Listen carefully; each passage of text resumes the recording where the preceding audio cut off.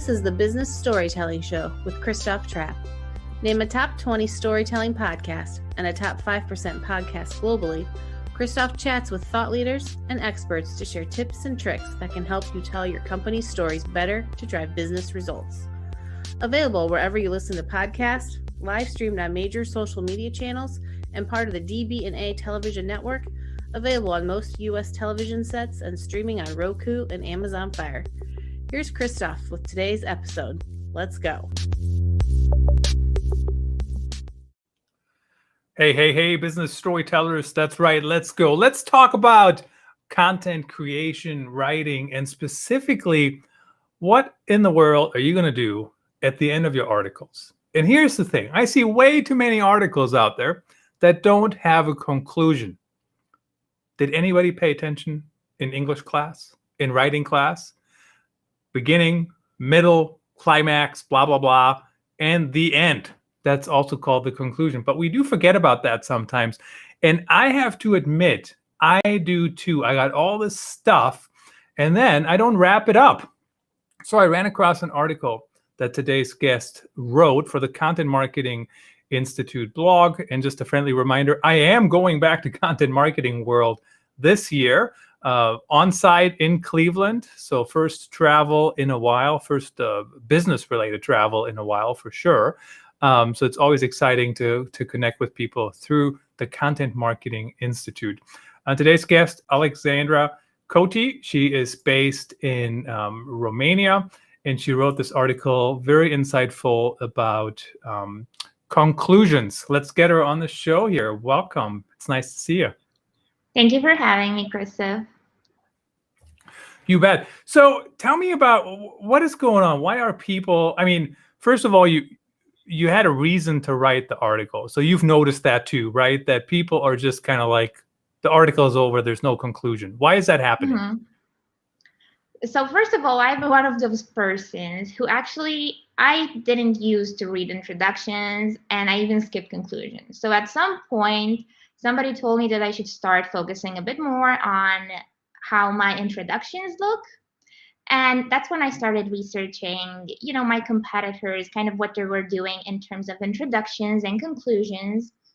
And what happens most of the time is that, as you mentioned, people either just don't write a conclusion at all, or they write something that's super general or out of their reach. So they do not target necessarily their business goals. Traditionally, conclusions were used to summarize the points of an article. But what happens in a B2B setting, or just for any business purpose, is that you also need to add in your goal in there. So most articles, when you look at their conclusion, they will have something super general, followed by maybe a call to action to get people to share or leave a comment, but they forget about that very important part that leads people to maybe their product, another piece of content, or just something that helps the writer, the business, the brand keep people, keep readers connected with the website, the company. What's interesting about conclusions too is, certainly a lot of people don't read anyways, right? Even as you said, you didn't even used to read them. And I skim things too, but there is a percentage of people who read, and we still have to write for those people. And there also is a percentage of people, the majority, that skims. So what if they skim to your missing conclusion, and that's the piece that would have won them over. As a writer, I always like to leave some kind of nugget in my conclusions. I don't always hit it, but some kind of little interesting story, something that, connects people to the topic even further. So a while ago, I actually asked my audience, my network, basically on LinkedIn, if they read introductions. I think it was the question. And the vast majority, and over 90% of them, said they were reading introductions and conclusions. So there's no reason to skip them. What I would recommend doing, and what I did, was to take a look at what your competitors are doing. So take your maybe top 10 competitors who are great at content and see how they are framing the conclusions for their most successful posts. It really depends on what your business goals are.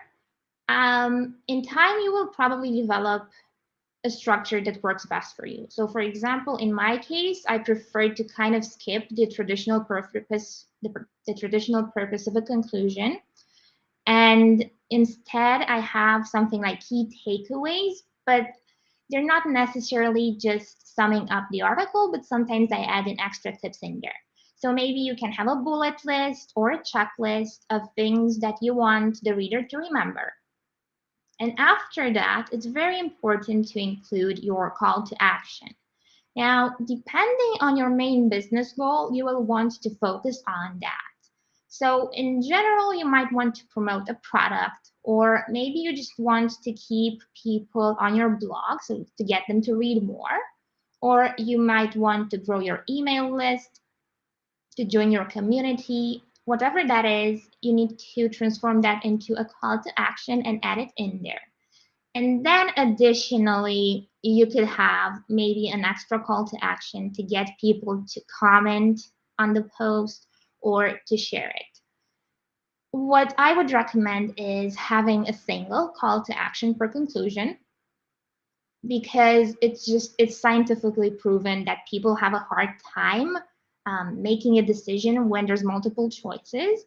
So you want to give them one straightforward call to action. So for example, something like sign up for our product to help you with something that's also relevant for the article. Or you can get them to join your email list, whatever your goal is. And then you can finally have a sentence to get them to comment, share, whatever, because it's also super important to get them to be active around the article. So a couple of questions for you there. So I agree on the whole one CTA per whatever, because people, and I actually think when you have multiple calls to action, you know what I think that is an internal political issue. Right? Because people couldn't agree. Oh, no, I want this call to action. Oh, no, I want this call to action. Do you know what I mean? Like people are arguing about it and they don't understand. It's like the slider on the home page. This is the hill I'm going to die on. Sliders on home pages do not work, period. I don't care what your title is. I don't care if you make 4 times as much money as I do. I have never seen them work. They only work in your head. Not your head, but you know what I mean? The people who argue for sliders. Yeah. Now, you mentioned the traditional model is, you have the introduction, you got the body of the copy, and you got the summary. And I guess that does kind of work when you have, like when I'm writing a book, right? I got like 300 pages, but if I have a 1,500 word blog post, do you really need to summarize 800 words or whatever? I don't, let's say 200 words intro, 1,000 for the body and 200. I mean, does it really make sense to spend 200 words to get in, 1,000 for the copy and then 200 to wrap it up? Does that even add up mathematically, I guess? It doesn't. So basically, the best way of nailing this summary section would be to add it maybe at the beginning as a TLDR section. But what happens is that, if you have the summary at the beginning, then you have your points clearly listed as headings, and then you're going to mention them again in the conclusion. You're wasting that space in the conclusion, which you could be using maybe to answer another question or to add in your own call to action. Got it. I'm a big fan of the beginning, and I started doing that more and more too. I would say in this article, I cover, and then I basically list the subsections. Yes. And I know some people now have links to those things, as well. When you start wrapping it up, I mean, do you just say, is the headline, is the H2, is it just conclusion, or like what's the best? I mean, when your headline, I've seen that before, but sometimes when I see conclusion, I'm like, why do I have to read the conclusion? What's new? Mm-hmm. Like it doesn't pull me in. So there's multiple ways of basically replacing your traditional conclusion. The easiest, safest, and the version I go for is kind of writing something like key takeaways on, and then you're going to add your topic. Now, this is also a good opportunity to add in your main keyword or a secondary keyword. And then you're briefly going through the main key takeaways that you don't necessarily have to mention everything you have already talked about. As I said, you can add in some extra tips in there, and this is also the perfect opportunity for you to maybe target some extra keywords that are related to the main keyword and to answer, those low volume keywords that people also search for. This is basically my approach. But another thing I do sometimes, depending on how long you want the article to be really, is you can replace the conclusion with, let's say, the answer to a question that's related to the main topic.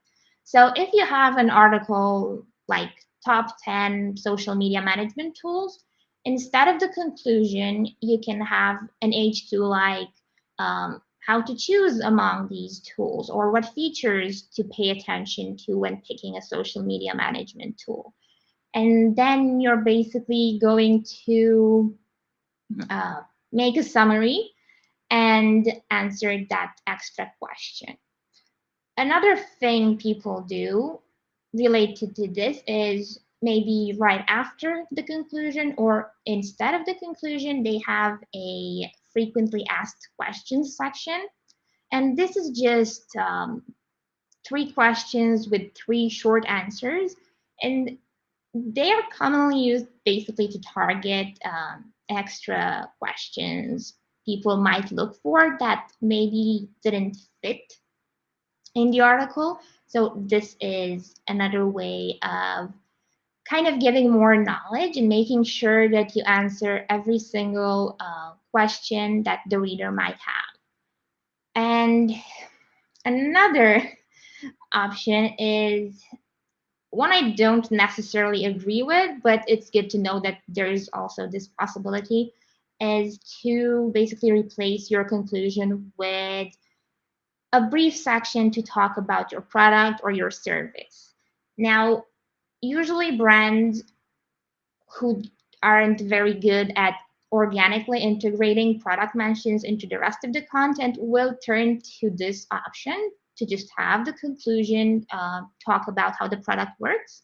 A better way of doing this is to naturally insert tips under every heading on how people can use your product, service, whatever. Very interesting. And, of course, lots of questions here that come to my mind. First of all, this was actually, you mentioned this earlier, look at the competition.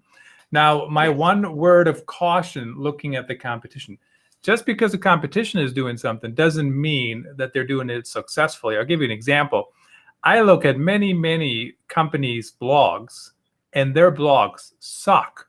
They're horrible. There's no way that they work. I don't even need to look at their numbers. You know what I mean? Now, sometimes there's different goals, right? I mean, a blog that's trying to increase SEO visibility has it's very different from a blog that's really only written for investors, right? For example, or potential investors. I mean, those are all valid goals, but you do have to be aware of what others are doing. The question I have on CTAs. So you mentioned have a call to action. I'm a big fan of calls to action, one at a time.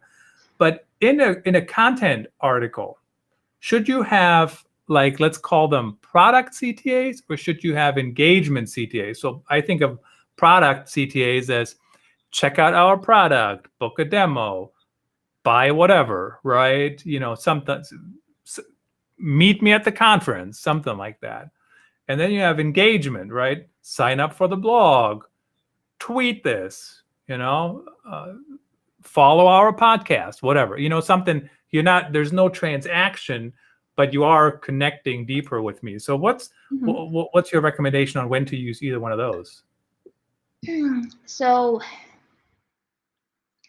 Generally, you want to stick with what your business goals are, but the conclusion should be targeted to every piece of content you have and its purpose, its stage in the funnel, who your target audience is, any kind of specifics like that. So if you're going to have an article that's very uh, general, targeted at educating people, like what is project management, what is AI, even something more general. In this case, people look for information, so they won't necessarily read your page, your article, with the purpose of buying something. So in this case, you can kind of help them continue finding information about that topic and lead them through what you mentioned, engagement calls to action. So you can have them go maybe to an ebook of yours, to another post. You can get them to subscribe to your blog if you often post content on that topic.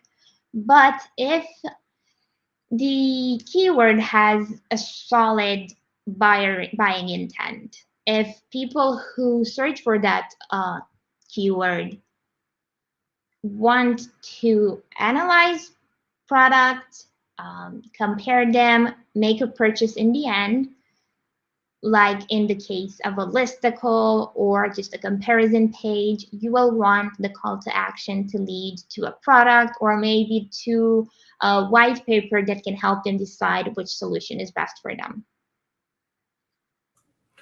Interesting. And the other thing is when you focus on conclusions, and I know everybody says word count doesn't matter, but let me be real. Word count does matter because the more you write, now not just fluff, but the more you write, the more chance you have to actually share in-depth knowledge.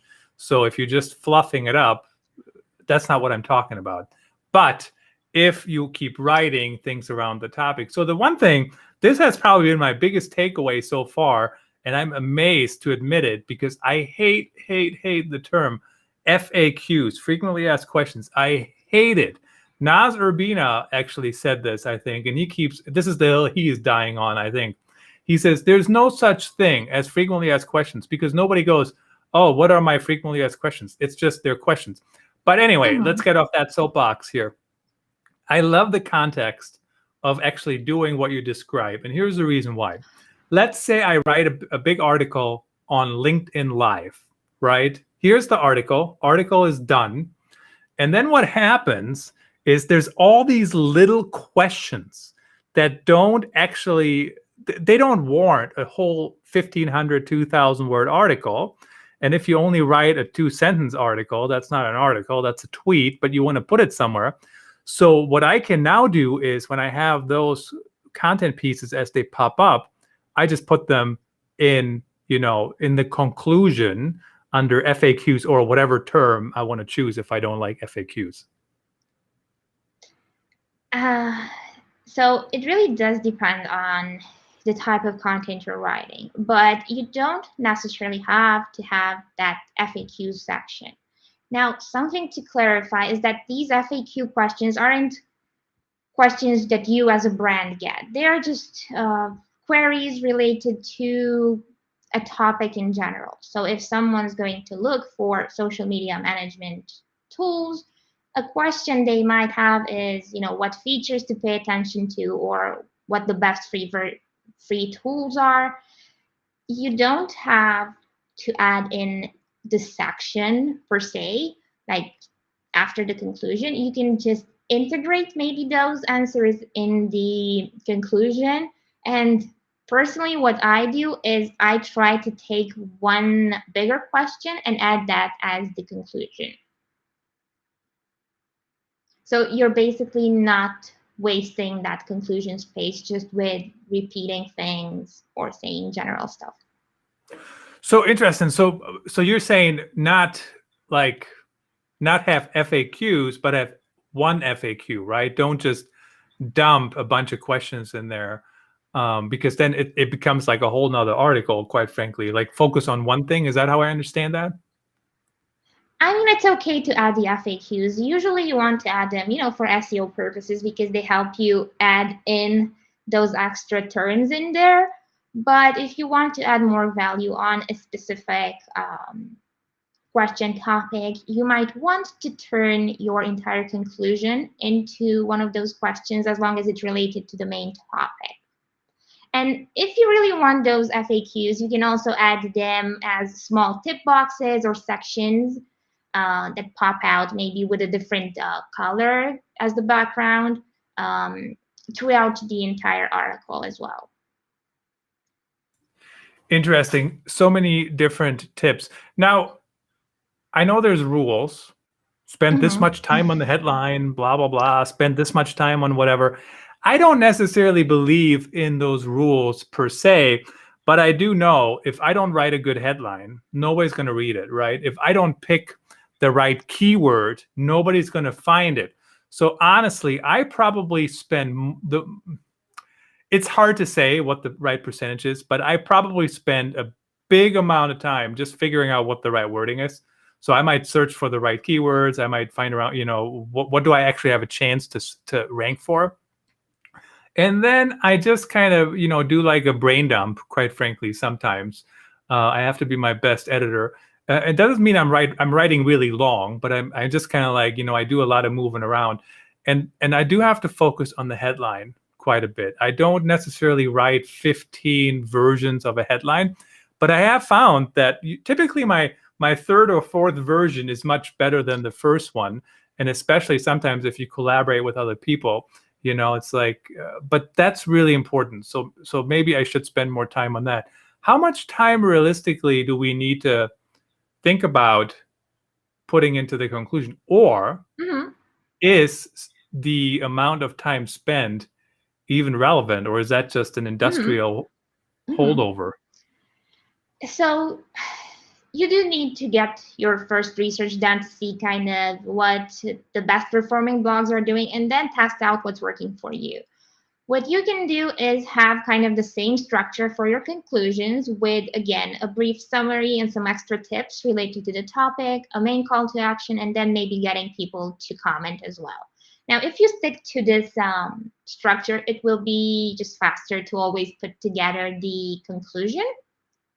Another thing brands are doing is having like a visual call to action, like a banner with a screenshot or illustration, a call to action, and a button. And they basically have that on all of their conclusions. But what I would recommend is still customizing every call to action a bit to the post. And this also helps you avoid duplicate content. But if you take my approach and turn that conclusion into a section of its own, it's obviously going to take a bit longer. So you have to put in the time to get it done. Now, if I got my train of thought, I was going to ask you something else about that. So conclusions matter. I think we got that out of the way. How do people start? How do they get it in their heads? I mean, I know there is, I think a lot of teams have it figured out. This is how you do keyword research. This is how you do the other things. This is how you get the content. And by the way, if you're not talking to your experts in your company, don't just make up stuff. Oh my God, like that still exists and it needs to stop, in my opinion. But how do writers get started by even thinking about it and making part of their workflow? So the best motivation is to just look at your Google Analytics stats and see how many people leave your article after leave your website after reading that article. So without a solid conclusion, people will be tempted to just skip through the article and then leave, maybe for another competitor. But if you get them something interesting to continue looking at, whether that's a funny video, an ebook, joining a community, you can keep them in the loop. So the final goal should be in what you have in mind to basically motivate you to focus on your conclusions, because without the conclusion, it will be more difficult, or without the call to action. That's really what's important. It's not the conclusion as much as the call to action is what's important. You want basically to include a call to action on all of your conclusions and lead people to what your main goal is. And this is what the final takeaway for this talk should also be. If you have a business goal, translate it into call to action, add it to your conclusion, and then you'll start seeing some more results. People will be going to your product pages, to other content, and you'll increase the time they spend on your website, your leads, you'll grow your email list, and so on. Fantastic. And can you imagine, we talked about conclusions for 27 minutes. Really appreciate your sharing your knowledge. And in conclusion, honestly, I need to focus on my conclusions in my articles. I hope everybody else does the same thing. Keep CTAs singular. Don't make people do too many things. Hopefully you found this information helpful. I always learn something. I'm definitely, the FAQ, I think, is still is probably the biggest takeaway for me today. And I'm looking forward to implementing that soon here. Alexandra, I really appreciate you joining us and sharing your knowledge. Thank you for having me.